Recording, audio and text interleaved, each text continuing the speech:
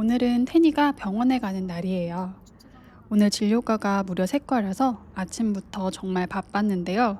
차가 너무너무 많이 막혀서 정말 쉽지 않은 길이었어요. 태니도 힘들어서 차에서 많이 징징거렸고 운전하는 저도 좀 힘들었어요. 저희는 아이의 열성 경련과 발달 지연으로 대학병원 진료를 받으러 왔어요. 18개월 때 시작된 말이 좀 늦네요를 시작으로 대근육, 소근육, 언어, 시간이 갈수록 모든 부분의 발달이 늦어졌고요. 26개월 차에는 자폐 경계선 소견으로 치료를 시작했습니다. 그러면서 50개월이 되었는데 아이가 경련이 있었고 그리고 종합적인 검사가 좀 필요한 시점이라 판단이 되어서 대학병원 검사를 시작했거든요. 26개월 차에는 카스 검사를 했지만 지금은 에이도스 검사가 필요할 것 같아서 에이도스 검사가 가능한 병원으로 예약을 했고요. 3개월 정도 대기 후에 검사를 받았어요. 물론 재활의학과에서 또 다른 발달 검사도 다 받았고요. 오늘은 그 마지막 날이에요. 최종적인 결과를 듣는 진료일인 거죠. 26개월에 자폐 경계선이던 아이, 그리고 50개월에 다시 검사한 결과. 저희 결과는 이랬습니다. 사실 결과를 예측했기 때문에 병원에 오고 싶지 않았어요.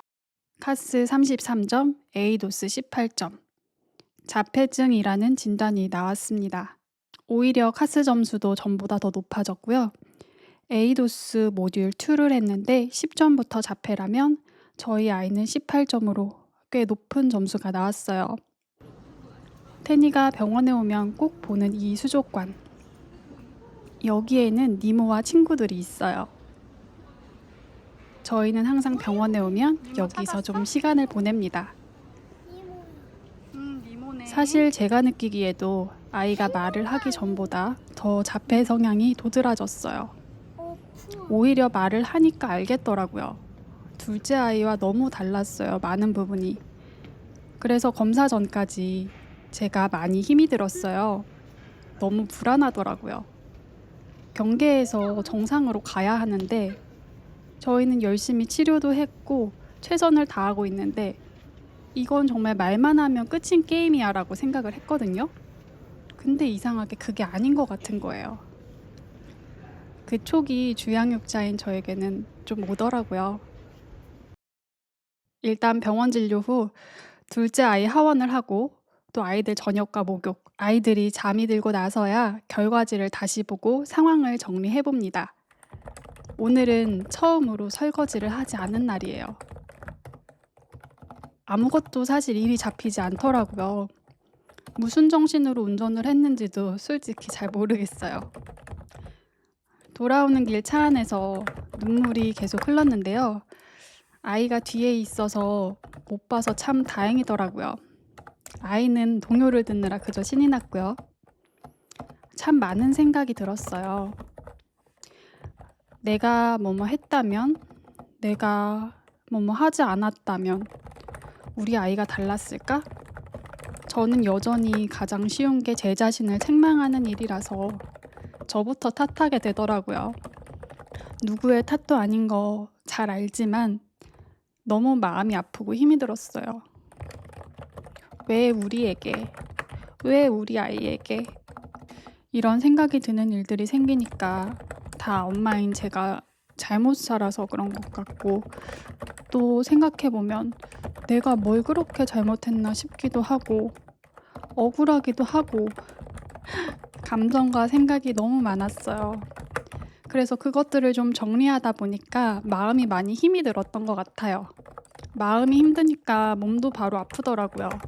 며칠을 앓고 무슨 정신으로 보냈는지 모를 시간을 보냈어요. 그리고 다시 정신을 잡았습니다. 정신을 잡아야 했어요. 저에겐 이렇게 맑은 눈으로 저만 바라보는 아이들이 있기 때문에 제가 무너져 있으면 안 되니까요.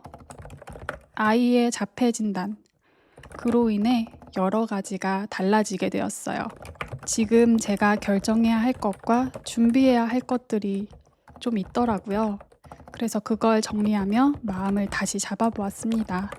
슬프고 아프지만 주저앉아 있을 수는 없더라고요. 만약 검사를 하지 않았다면 우리는 이런 진단을 받지 않았을 거예요. 하지만 그렇다고 해서 아이가 달랐을까요?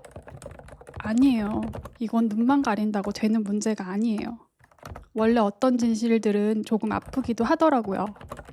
그 아픈 것들을 받아들여야 다음으로 나아가는 과정이 있다는 걸 일말의 경험들로 인해서 알고 있습니다. 특히 아이의 입장에서는 늘 혼란스럽고 불안하기만 한 세상이었을 텐데 엄마조차 그런 아이를 잘 이해해주지 못해서 참 힘이 들었을 거예요. 이제는 그런 아이를 이해해주고 그런 아이가 덜 힘들 수 있도록 아이의 세상을 이해해주고 바깥 세상과 연결해주는 역할을 제가 해야 합니다. 그게 아마 이번 삶에 저에게 주어진 숙제인가 봐요. 아이가 자폐라는 진단을 받은 것은 의학적인 진단명이 하나 생긴 것일 뿐이지 우리가 일상생활이 불가능한 것도 아니고 또 지금까지의 일상이 뒤바뀌지도 않고 저희는 여전히 웃기도 하고 울기도 하는 평범한 일상을 계속 보낼 수 있어요. 어쩌면 얼마나 감사한가요? 엄마인 저에게는 이제 더는 정상으로 가지 못하면 어떡하지 라는 불안이 사라져서 오히려 다행일지도 모른다고 생각했습니다. 불확실한 희망과 불안을 안고 사는 것보다 그냥 주어진 현실을 받아들이고 하루하루 최선을 다해 사는 것이 오히려 괜찮을 수도 있다고 말이죠. 네, 저희 아이는 오티즘을 가지고 있습니다. 마치 한쪽 지느러미가 조금 작은 니모처럼 특별한 아이예요.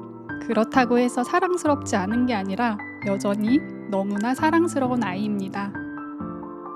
그리고 저희의 새로운 여정이 시작됩니다. 자폐 경계선의 끝, 그리고 자폐 진단. 저희의 새로운 시작 이야기입니다.